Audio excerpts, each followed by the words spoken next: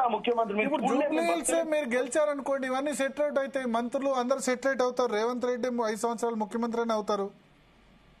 ఇప్పటికైనా రేవంత్ రెడ్డి గారే ముఖ్యమంత్రి. జూబ్లీహిల్స్ ఎన్నికలు మేము గెలుస్తున్నాం. జూబ్లీహిల్స్ ఎన్నికల మీద వేరే ఆలోచన లేదు. నేను సింపుల్ లాజిక్ చెప్తా. ఎన్ని లక్షల ఓట్లతో ఓడిపోయినామండి మేము 2023లో? ఎన్నో లక్షలతోటి? ఇక్కడ 17,000 ఓట్లతో ఓడిపోయినారు జూబ్లీహిల్స్. 17,000 కదా, 70,000-80,000 కాదు కదా. 90% పోలింగ్ బీఆర్ఎస్ వల్లే కదా. మరి ఆ తర్వాత జరిగిన పరిణామాలు ఏంటంటే ఎంఐఎం ఈ రోజు కాంగ్రెస్ కి మద్దతు ఇస్తుంది. ఎంఐఎం మద్దతు ఇస్తే మరి ఇటువైపు రివర్స్ పోలరైజేషన్ ఏమైనా కాదా? హిందూస్ బీఆర్ఎస్ వైపు అటువైపు రారా? బేసిక్ అండి, క్యాండిడేట్ నవీన్ యాదవ్ అనే క్యాండిడేట్ చాలా అడ్వాంటేజ్ కాంగ్రెస్. నవీన్ యాదవ్ అనే వ్యక్తి ఎన్నో రోజుల నుంచి వాళ్ళ నాయన సరే వాళ్ళ మీద ఒక మరకేసారు, వాళ్ళ గురించి బ్యాక్గ్రౌండ్ గురించి నెగిటివ్ మాట్లాడుతారు. ఇవాళ కూడా మాట్లాడుతాయి ఇవాళ రౌడీ షీటర్ అని. రౌడీ షీటర్ వాళ్ళు దండాలు చేస్తారు. వాళ్ళకు అర్థం కావట్లేదు. ఇవాళ వాళ్ళు మంచో చెడో ఏదో ఒక విధంగా వాళ్ళు జూబ్లీస్ లో 20-30 వేల మందికి డైరెక్ట్ ఇండైరెక్ట్ గా వాళ్ళు కనెక్ట్ అయ్యి ఉన్నారు. ఇది వాస్తవమా కాదా మీరు గ్రౌండ్ రిపోర్ట్ తీసుకోండి. పార్టీలకు అతీతంగా బస్తీలల్లో వాళ్ళు ఏదో కార్యక్రమాలు చేసి నవీన్ యాదవ్ అనేట ఆయన 1-2 ఎలక్షన్లు చేసి ఒక క్లౌడ్ ఉన్నాడు, అంటే ఒక గ్రౌండ్ బేస్ ఉన్నాడు.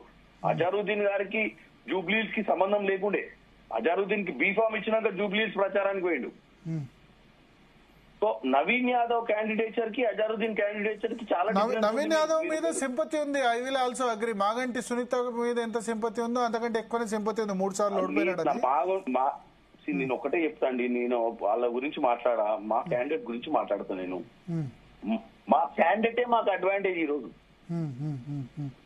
2023 ఎలక్షన్లకు 2020 ఇప్పుడు ఎంత 25 ఎలక్షన్ కి డిఫరెన్స్ ఏంటంటే క్యాండిడేట్ అలయన్సెస్ గ్రౌండ్ లా మాకేమి కోరికలు లేవండి. వీళ్ళ లెక్క మొత్తము ఏం లేదు, వాషౌట్ అనేది ఏమంటలేదు. మంచి మెజార్టీ తోటి గెలుస్తాడు.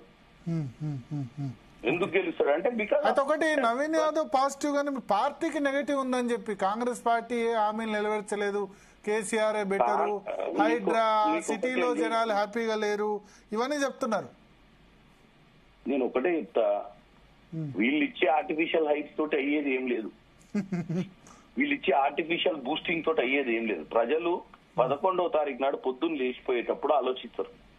ఇవాళ మొత్తం ఎంతమంది సర్వేలు చేసినా ఏది చేసినా గోడ మీద కూర్చొని దగ్గర పోయి మాట్లాడతారు, పాన్ షాపం తోటి మాట్లాడతారు, కిరాణా షాపం తోటి మాట్లాడతారు తప్ప యాక్చువల్ ఓటర్ అనేటోడు ఇంకా ఫ్రేమ్ అప్ అవుతాడు. ఎప్పుడైతాడు? లాస్ట్ 2-3 డేస్ ముందు నుంచి ఆ టైంలో చేసే గ్రౌండ్ యాక్టివిటీ, ఆ టైంలో డోర్ టు డోర్ క్యాన్వాసింగ్ ప్రకారం కనెక్ట్ అవుతాడు.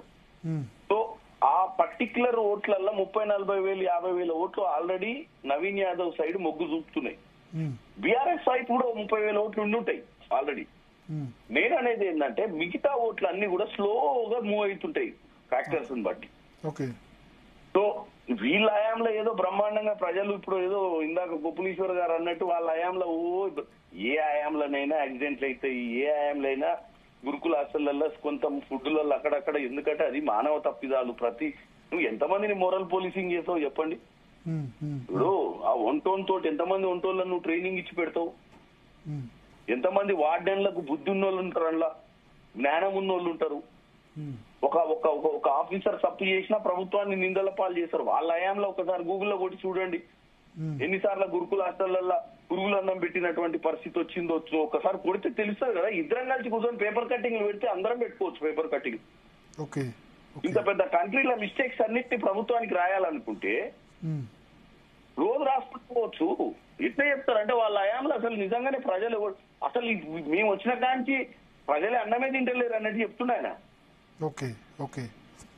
ఇవన్నీ తాత్కాలిక, మీరు అనేది తాత్కాలికం. ఇప్పుడు మీరు అన్నట్టే జరిగితే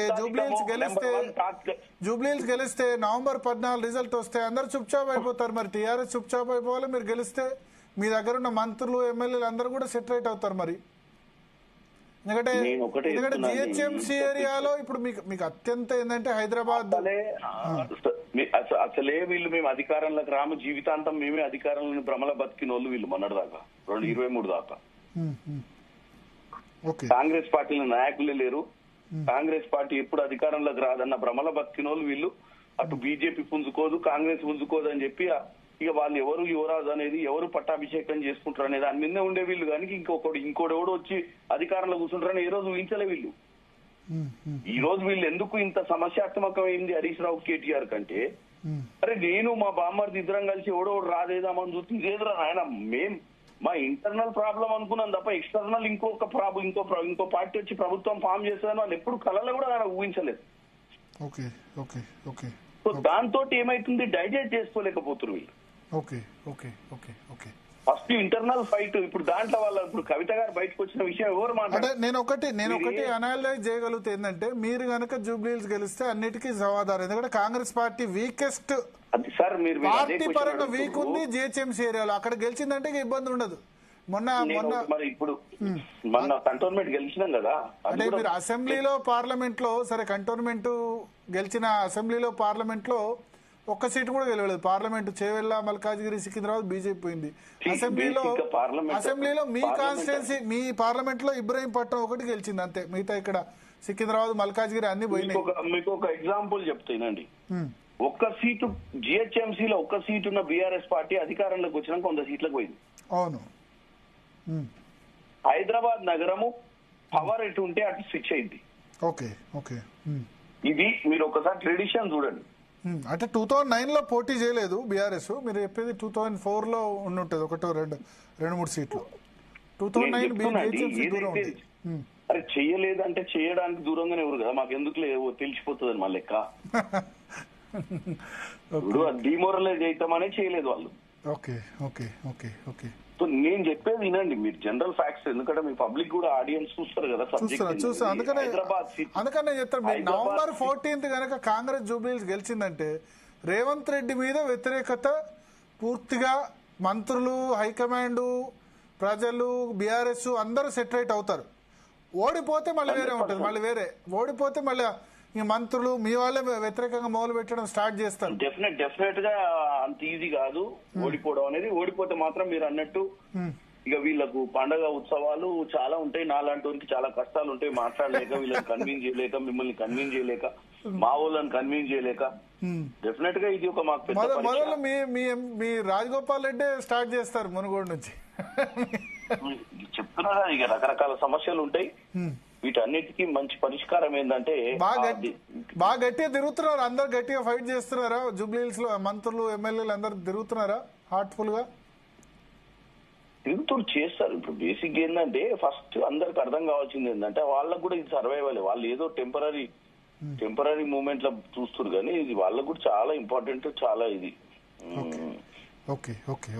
థ్యాంక్ యూ చామల గారు, మీ సమయం మా కోసం కేటాయించినందుకు.